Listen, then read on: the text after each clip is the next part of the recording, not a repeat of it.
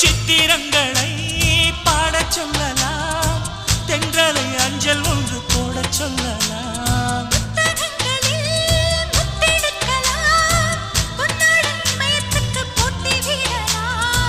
பூமிக்கு பொட்டு வைத்து பார்க்கலாம் பார்க்கலாம், பூவுக்கும் ஆடை தைத்து போடலாமா?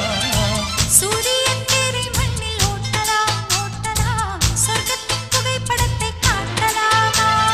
வா